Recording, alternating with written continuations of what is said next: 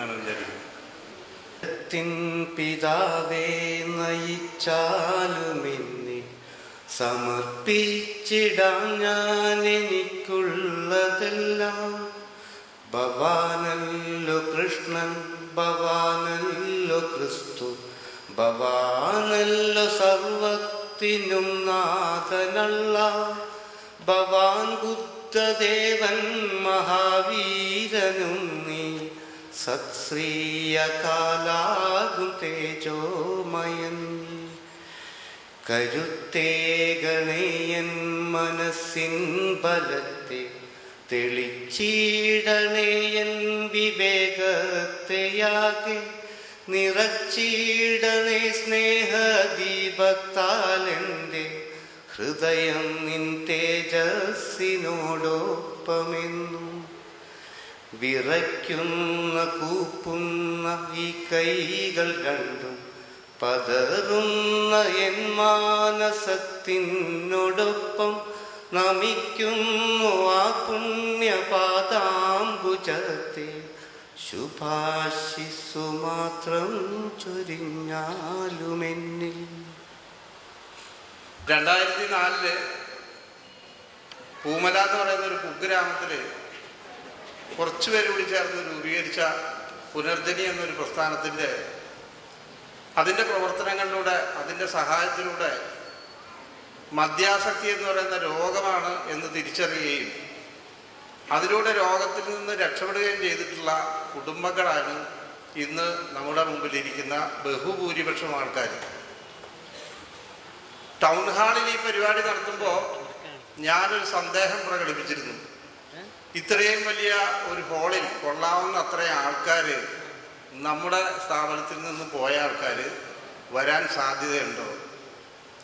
പക്ഷേ ഇന്ന് ഈ നിറഞ്ഞ സദസ്സിനെ കാണുമ്പോൾ എനിക്ക് എന്നോട് തന്നെ ഒരു നന്ദിയും കൃതജ്ഞതയും സന്തോഷമൊക്കെ തോന്നുന്നുണ്ട്. കാരണം നിങ്ങളുടെയൊക്കെ ജീവിതങ്ങളിൽ പുതിയ ഒരു വെളിച്ചമാകാനായിട്ട് ഈ പുനർജനി എന്ന പ്രസ്ഥാനത്തിന് കഴിഞ്ഞിട്ടുള്ളതിൽ എനിക്ക് അതീവമായ സന്തോഷമുണ്ട്. അതിനിവിടെ എത്തിച്ചേർന്ന എല്ലാ കുടുംബാംഗങ്ങളെയും ഞാൻ ആദ്യമായി സ്വാഗതം ചെയ്യുകയാണ്. ഇങ്ങനൊരു പ്രസ്ഥാനം ആരംഭിച്ച് ഇപ്പോൾ 12 കൊല്ലം കഴിഞ്ഞു. കേരളത്തിലെ മാറി മാറി വരുന്ന മന്ത്രിസഭകൾ അവരെ വലിയൊരു സംഖ്യ ഈ അതിന് വിരുദ്ധമായിട്ടുള്ള പ്രവർത്തനങ്ങൾക്ക് വേണ്ടി മാറ്റിവെച്ചിട്ടുണ്ട്. പക്ഷേ ഞങ്ങളെ സംബന്ധിച്ചിടത്തോളം 1 രൂപ പോലും സർക്കാർ ഖജനാവിൽ നിന്നും ഞങ്ങൾക്ക് ലഭിച്ചിട്ടില്ല എന്നുള്ള ഒരു വാസ്തവം നിങ്ങളെ അറിയിക്കാനായിട്ട് ഈ സന്ദർഭം ഞാൻ വിനിയോഗിക്കുകയാണ്. അതിനോടൊപ്പം ചില കാര്യങ്ങൾ പറഞ്ഞാൽ, ലക്ഷക്കണക്കിന് രൂപ ഒരു വർഷം ബോധവൽക്കരണ പ്രവർത്തനങ്ങൾക്ക് വേണ്ടി സർക്കാർ മാറ്റിവെക്കുമ്പോൾ അവരുടെ പരസ്യങ്ങളിലൊക്കെ നമ്മൾ കണ്ടുവരുന്ന ഒരു കാര്യം മദ്യപാനം ആരോഗ്യത്തിന് ഹാനികരം എന്നുള്ളൊരു പരസ്യം മാത്രമാണ്.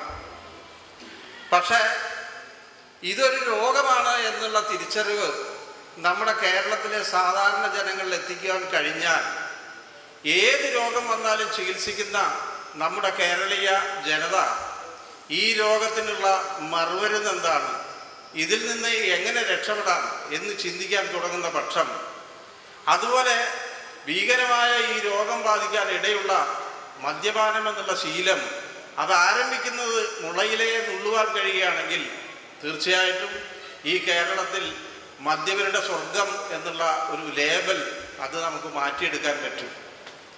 മറ്റാരും അതിന് തയ്യാറാകാൻ ഇല്ലാതിരിക്കെ ഈ ദൗത്യം നമ്മൾ ഏറ്റെടുത്തിരിക്കുകയാണ്, പുനർജനി. എനിക്ക് വളരെ അഭിമാനത്തോടുകൂടി പറയാൻ പറ്റും, വലിയ വലിയ മൂലധനമൊന്നും മുടക്കാതെ നമ്മളെപ്പോലെയുള്ള നിങ്ങളെപ്പോലെയുള്ള ഓരോരുത്തരും തന്നിട്ടുള്ള ചില്ലിക്കാശും അതുപോലെ നിങ്ങളുടെയൊക്കെ അർപ്പണപൂർവമായ സഹകരണങ്ങളിലൂടെയുമാണ് നമ്മൾ 1 മണിക്കൂർ ദൈർഘ്യമുള്ള ഈ ചിത്രം, ഒരു ഹ്രസ്വ ചിത്രം നമുക്കുണ്ടാക്കിയെടുക്കാൻ പറ്റിയിട്ടുള്ളത്. ഇത് ഇന്ന് ഇവിടെ പ്രകാശനം ചെയ്യുമ്പോൾ, ഇന്ന് പ്രകാശനം ചെയ്യുന്ന വാർത്ത അറിഞ്ഞപ്പോൾ തന്നെ നമ്മളെ ഒരുപാട് കാലമായിട്ട് നിരന്തരം സഹായിച്ചുകൊണ്ടിരിക്കുന്ന TCV എന്ന ലോക്കൽ ചാനൽ അവർ നമ്മളെ ഇങ്ങോട്ട് വിളിച്ചു പറയുണ്ടായി, ആ CD ഒരെണ്ണം തരികയാണെങ്കിൽ നാളെ തിങ്കളാഴ്ച തന്നെ 5:30 മുതൽ 6:30 വരെ ഞങ്ങളുടെ ചാനലിൽ ഇത് കാണിക്കാം. കേരളത്തിൻ്റെ തിരുവനന്തപുരം വരെ കാസർഗോഡ് വരെയുള്ള സ്ഥലത്ത് നിന്നും നമ്മുടെ സ്ഥാപനത്തിൽ വന്നിട്ടുള്ള രക്ഷപ്പെട്ടു പോയിട്ടുള്ള ഓരോരുത്തരും ശ്രമിച്ചാൽ അവരവരുടെ സ്വന്തം നാട്ടിലെ ചെറിയ ചാനലുകളിൽ കൂടെ ഈ ഒരു CD പ്രദർശിപ്പിക്കാനുള്ള സന്മനസ് അതിനുള്ളൊരു ശ്രമം നടത്തിയാൽ 1 മാസത്തിനുള്ളിൽ കേരളത്തിലെ ബഹുഭൂരിപക്ഷം ജനങ്ങളിലും ആൽക്കഹോളിസം എന്ന് പറയുന്ന ഒരു രോഗമുണ്ട് എന്നുള്ള സന്ദേശം നമുക്ക് എത്തിക്കാൻ കഴിയുമെന്നുള്ള കാര്യത്തിൽ എനിക്ക് യാതൊരു സംശയമില്ല. അത്തരം ഒരു ശ്രമം അത് നിങ്ങളുടെ ഭാഗത്തുനിന്നും ഉണ്ടായിട്ടുണ്ടെങ്കിൽ തീർച്ചയായിട്ടും ഒരുപാട് സങ്കടപ്പെടുന്ന കുടുംബങ്ങളെ രക്ഷപ്പെടുത്തിയെടുക്കാൻ അതൊരു പക്ഷേ കാരണമായേക്കാം എന്ന് നിങ്ങൾക്ക് ഏവർക്കും തന്നെ അറിയാവുന്നതാണ്. ഒരു മദ്യപാനി എന്ന് പറയുന്ന കക്ഷി അവനെ സമൂഹം ഒരു പുഴുത്ത പട്ടിയെ പോലെയാണ് കണ്ടിരുന്നത് എന്ന് ഞാൻ നിങ്ങളോട് ആരോടും പ്രത്യേകിച്ച് പറഞ്ഞു തരേണ്ടതില്ല. അവൻ്റെ ഭാര്യയും അവൻ്റെ മക്കളും അനുഭവിച്ചിരുന്ന സങ്കടങ്ങൾ അത് എത്രമാത്രം ആഴത്തിലുള്ളതാണെന്നും അത് എത്രമാത്രം വേദനിപ്പിക്കുന്നതാണ് എന്നും ഞാൻ നിങ്ങൾക്ക് പറഞ്ഞു തരേണ്ട കാര്യമില്ല.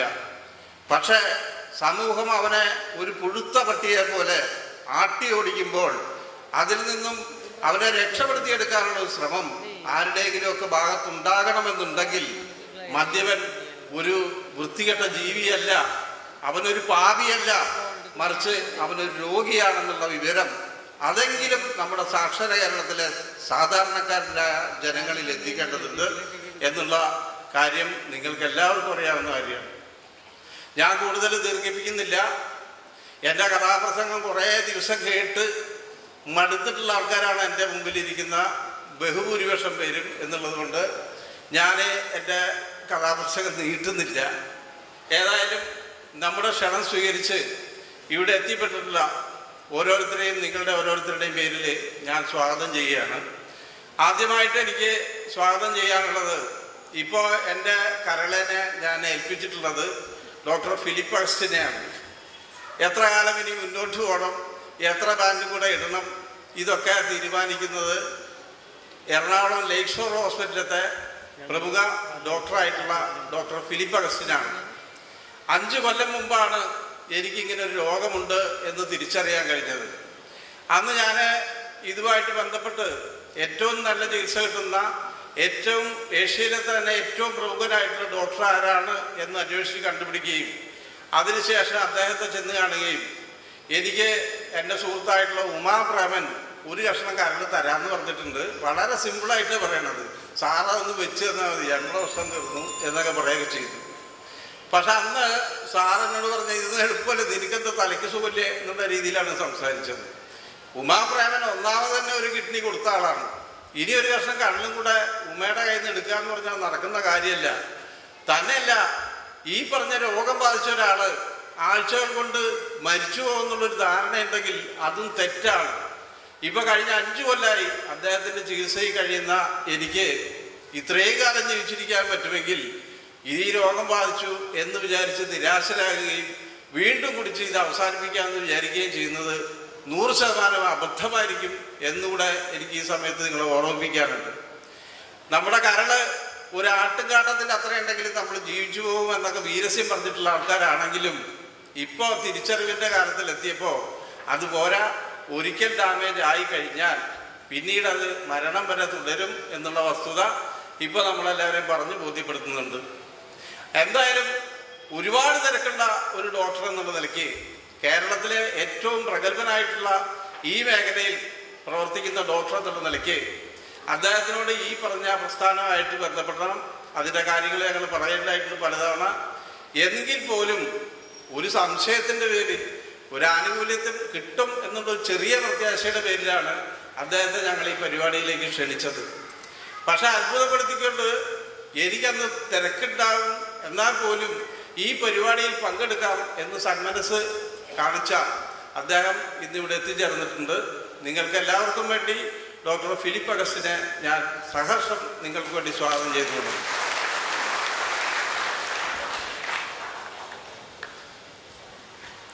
അതുപോലെ നമ്മുടെ പുതിയ കളക്ടർ, അദ്ദേഹത്തെ ചെന്ന് കണ്ടപ്പോഴും ഒരുപാട് തിരക്കുണ്ട്. പക്ഷെ അദ്ദേഹം പറഞ്ഞു, എനിക്ക് അഥവാ തിരക്കുണ്ടെങ്കിൽ പോലും ജില്ലാ ഭരണകൂടത്തെ പ്രതിനിധീകരിച്ച് ഞാൻ ആരെയെങ്കിലും അയക്കാം. അതിന് സർവ്വതാ യോഗ്യനായിട്ടുള്ള അനന്തകുട്ടൻ സാറിനെയാണ് ഈ പരിപാടിയിൽ പങ്കെടുക്കാനായിട്ട് അദ്ദേഹം നിയോഗിച്ചിട്ടുള്ളത്. നമ്മുടെ ഈ പ്രവർത്തനങ്ങൾ എന്തൊക്കെയാണെന്ന് കാണാനും അറിയാനും അദ്ദേഹം കാണിച്ച ഈ താല്പര്യത്തിൽ തീർച്ചയായിട്ടും നമുക്ക് ഒരുപാട് കൃതജ്ഞതയുണ്ട്, നന്ദിയുണ്ട്. അദ്ദേഹത്തിന് ഈ വേദിയിലേക്ക് ഞാൻ സ്വാഗതം ചെയ്യുകയാണ്.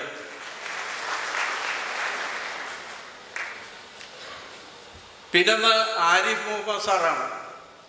നമ്മളെ സംബന്ധിച്ചിടത്തോളം പൂമല പുനർജനിയിൽ മരുന്നൊന്നും കൊടുക്കുന്നില്ല, പിന്നെ അവിടെ ജയിലിൽ പിടിച്ചിടുന്നില്ല. കുറച്ച് ആൾക്കാർ വരുന്നു, അവർ കുറച്ച് ദിവസം കഴിയുമ്പോൾ താമസം കഴിഞ്ഞ് തിരിച്ചു പോകുമ്പോൾ കണ്ടുപിടി വേണ്ടെന്ന് വയ്ക്കുന്നു. ഇത്രയേ ഉള്ളൂ സംഭവം. പക്ഷേ പോലീസ് ഡിപ്പാർട്ട്മെൻറ്റിനെ സംബന്ധിച്ചിടത്തോളം അല്ലെങ്കിൽ മെഡിക്കൽ ഡിപ്പാർട്ട്മെൻറ്റിനെ സംബന്ധിച്ചിടത്തോളം നമ്മളവിടെ ഡി അഡിക്ഷൻ സെൻറ്റർ എന്നുള്ളൊരു മേൽവിലാസത്തിൽ പ്രവർത്തിക്കുന്നു എന്നുള്ളതുകൊണ്ട് ഇതിന് നിയമപരമായിട്ടുള്ള എന്തെങ്കിലും സാധ്യത, എന്തെങ്കിലും സർട്ടിഫിക്കറ്റ് അങ്ങനെ എന്തെങ്കിലും ഉണ്ടോ എന്നുള്ളൊരു അന്വേഷണമായിട്ട് പോലീസ് ഉദ്യോഗസ്ഥർ പലപ്പോഴും നമ്മളെ സമീപിക്കാറുണ്ട്. പോലീസ് ഡിപ്പാർട്ട്മെൻറ്റിലെ തന്നെ പല പോലീസ് സ്റ്റേഷനുകളിലെയും പോലീസുകാർ നമ്മളടുത്തേക്ക് ആൾക്കാരെ അയക്കാറുണ്ട്. കുടുംബ പ്രശ്നവുമായിട്ട് അവരെ സമീപിക്കുന്ന ഭാര്യയും ഭർത്താവിനെയും കൂട്ടിയിടക്കി നിങ്ങൾ ആദ്യം 21 ദിവസം പൂമലയിൽ പോയി താമസിക്കുക, അതിനുശേഷം നമുക്ക് പ്രശ്നങ്ങൾ സെറ്റിൽ ചെയ്യാം എന്ന് പറഞ്ഞു വരുന്ന ആരും തന്നെ തിരിച്ച് പോലീസ് സ്റ്റേഷനിലേക്ക് പോകേണ്ട ഗതികേട് ഉണ്ടാകാറുമില്ല. എങ്കിൽ പോലും നമ്മുടെ ഈ പ്രവർത്തനങ്ങൾ അത് കുട്ടികളുടെ ഇടയിലൂടെ വ്യാപിപ്പിക്കുകയാണെങ്കിൽ എങ്കിൽ മാത്രമേ നമുക്ക് ഈ പ്രസ്ഥാനം അടുത്ത ഭാവിയിലെങ്കിലും കേരളത്തിലെ മദ്യത്തിൻ്റെ ദുരുപയോഗം തടയാൻ കഴിയൂ എന്നുള്ളതുകൊണ്ട് തന്നെ സ്റ്റുഡൻറ് പോലീസിങ്ങിൻ്റെ ഒക്കെ പ്രധാനപ്പെട്ട ചുമതല വഹിക്കുന്ന ആരിഫ് മുഹമ്മദ് സാറിനെ ഞങ്ങൾ കാണുകയും ഞങ്ങൾ നിരന്തരമായിട്ട് ബന്ധപ്പെട്ടുകൊണ്ടിരിക്കുകയും ചെയ്യുന്ന ആൾക്കാരാണ്.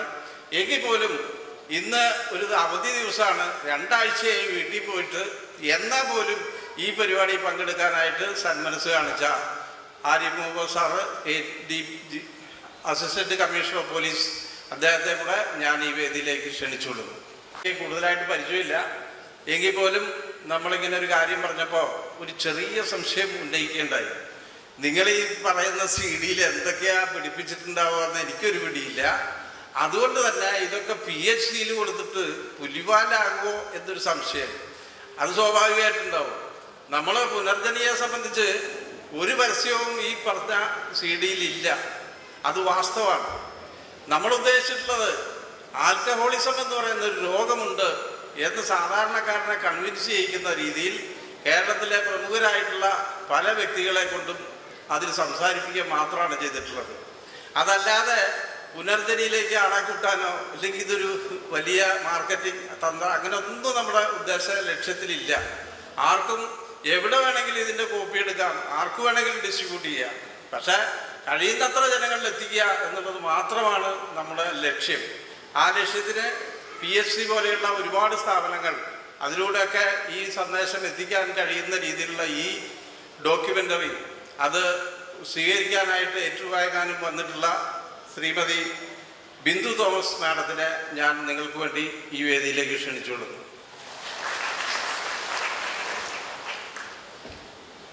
ഇനി അടുത്തായിട്ട് നമ്മളൊരാളെ ചികിത്സിച്ചു കഴിഞ്ഞിട്ട് ആ രോഗി ഭംഗിയായി രോഗവിമുക്തി നേടി ഓടി നടക്കുന്നത് കാണാനുള്ളൊരു സന്തോഷം, അത് ഒരു ഡോക്ടർക്ക് കിട്ടാവുന്ന ഏറ്റവും വലിയ ചാരിതാർത്ഥ്യം. അദ്ദേഹത്തിൻ്റെ ഈ പ്രസ്ഥാനം അദ്ദേഹം രക്ഷപ്പെട്ടു എന്ന് മാത്രമല്ല, അദ്ദേഹം മറ്റുള്ളവരെ കൂടി തൻ്റെ വഴിക്ക് കൊണ്ടുവരികയും എന്നോട് പറഞ്ഞു, ഇന്ന് ഇവിടെ കൂടുന്ന ജനങ്ങൾ മുഴുവനും ഈ പുനർജനി പ്രസ്ഥാനത്തോട് അല്ലെങ്കിൽ ഈ പുനർജനി കുടുംബത്തിൻ്റെ അംഗങ്ങളായിട്ടുള്ളവരാണ്, ഏതെങ്കിലും തരത്തിൽ ബന്ധപ്പെട്ടവർ. അപ്പോൾ ഇത്രയും ആൾക്കാരെ ഒരുമിച്ച് കൂട്ടി ഒരു രോഗത്തിൽ നിന്ന് വിമുക്തരാക്കി അദ്ദേഹം ഒരു പ്രസ്ഥാനം നമ്മളവിടെ കേട്ട് ഒരു പൈസ പോലും ഗവൺമെൻറ്റിൻ്റെയോ ഒരു സഹായം കൂടാതെ ഇത് കൊണ്ടുനടക്കുന്ന അദ്ദേഹത്തെ ഈ പ്രസ്ഥാനത്തെ നേരിട്ട് കാണുവാൻ വന്ന് ഇതിൽ പങ്കെടുക്കുന്നതിൽ എനിക്ക് തീർച്ചയായും അഭിമാനമുണ്ട്. ഈ പൂമല ഗ്രാമത്തിൽ ഒരിക്കൽ പോകാമെന്നും പുനർജനി നേരിട്ട് കാണാമെന്ന് ഞാൻ അദ്ദേഹത്തിന് പറഞ്ഞിട്ടുണ്ട്. അദ്ദേഹം കൂടെ ചെക്കപ്പിന് വരുമ്പോഴേ അത് എഴുതിയ പുസ്തകങ്ങളുടെ കോപ്പി തരും. അവസാനമായിട്ട് കുടിയൻ്റെ കുമ്പസാരം എന്ന് പറഞ്ഞ ഒരു പുസ്തകം തന്നിരിക്കുകയാണ്. സമയം കിട്ടുമ്പോഴൊക്കെ അതെടുത്ത് വായിക്കും. ഇതുവരെ തീർന്നിട്ടില്ല.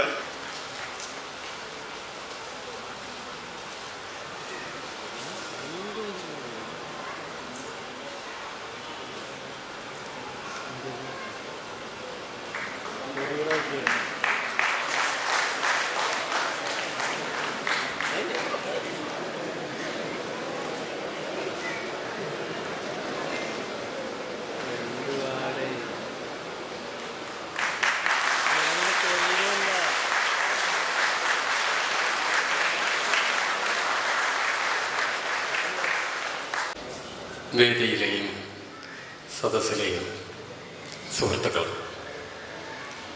സത്യം പറഞ്ഞാൽ എന്നെ അങ്ങനെ പെട്ടെന്ന് പ്രസംഗിക്കാൻ വിളിക്കുന്നത് ഞാൻ പ്രതീക്ഷിച്ചിരുന്നില്ല. ഇവരൊക്കെ സംസാരിച്ച് കഴിഞ്ഞ് അതിനോട് എന്തെങ്കിലും കൂട്ടിച്ചേർക്കാമെന്ന് മാത്രമേ ഉദ്ദേശമുണ്ടായിരുന്നു. ആദ്യം തന്നെ വിളിച്ചതിൻ്റെ ഒരു അങ്കലാപ്പുണ്ട്.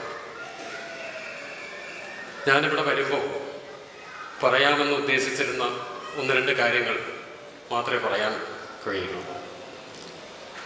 ആദ്യമായിട്ട് ഞാനൊരു എഴുത്തുകാരനാണ്, കഥ എഴുതുന്ന ആളാണ്, നോവൽ എഴുതുന്ന ആളാണ്. അങ്ങനെയുള്ള എഴുത്തുകാരെക്കുറിച്ചും കലാകാരന്മാരെക്കുറിച്ചും ഒക്കെ സമൂഹത്തിൽ വളരെ വിചിത്രമായിട്ടുള്ള ചില ധാരണകളാണ്. മദ്യം ഇതിനെല്ലാം ഒരു കാറ്റലിസ്റ്റായിട്ട് പ്രവർത്തിക്കുന്ന ഒരു കാര്യമാണ്. പൊതുവെ കലാകാരന്മാരൊക്കെ നല്ല 1-ാം തരം അല്ലെങ്കിൽ 2-ാം തരം മദ്യപാനികളെങ്കിലും ആയിരിക്കും. ചില കലാകാരന്മാർ തന്നെ, അത് ഞാൻ സാഹിത്യം മാത്രമല്ല എല്ലാതരം ഇത് തങ്ങളുടെ കലാപ്രവർത്തനങ്ങളെ പ്രചോദിപ്പിക്കുന്നതിന് ഉതകുന്ന ഒരു കാര്യമാണെന്ന് അറിഞ്ഞോ അറിയാതെയോ വിശ്വസിക്കുകയും ചെയ്യുന്നുണ്ട്. ഇതിനോടെല്ലാം പൂർണ്ണമായും വിയോജിക്കുന്ന ഒരാളാണ് ഞാൻ. മദ്യപിച്ചിട്ടില്ല അതുവരെ. എൻ്റെ കൃതികളിൽ മദ്യപാനത്തെപ്പറ്റി വളരെ വിശദമായി തന്നെ പ്രതിപാദിക്കുന്നുണ്ട് എന്നതൊരു സത്യം. ഇപ്പോൾ ഫ്രാൻസിസ് സിറ്റിക്കോരയാണെങ്കിലും സുഗന്ധിയാണെങ്കിലും മദ്യപാനത്തിനെ പറ്റി വളരെ വിശദമായിട്ട് കാര്യങ്ങൾ ചിത്രീകരിക്കപ്പെടുന്ന കൃതികൾ. അതൊക്കെ വായിച്ച കുറേ ആളുകൾ ഞാനിതിൻ്റെ ഒരു വലിയ ഏജൻ്റായിട്ട് മദ്യപാനത്തിന് പ്രചരിപ്പിക്കുന്ന ആളാണ്. മദ്യപാനം മാത്രമല്ല, പലതരത്തിലുള്ള ആരോപണങ്ങൾ ഏറ്റുവാങ്ങേണ്ടി വന്നു. ഞാൻ വിശദീകരിക്കാൻ ആഗ്രഹിക്കുന്നു.